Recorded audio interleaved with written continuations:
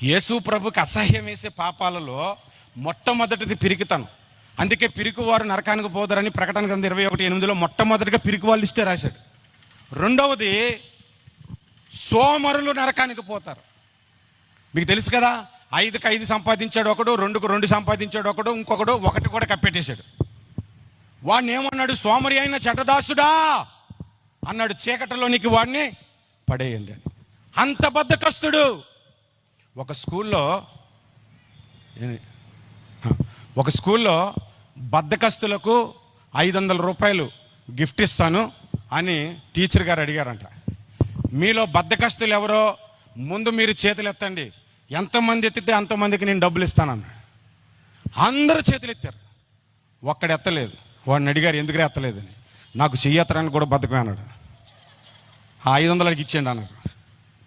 అట్లాంటి బద్ధకస్తులు ఉన్నారండి.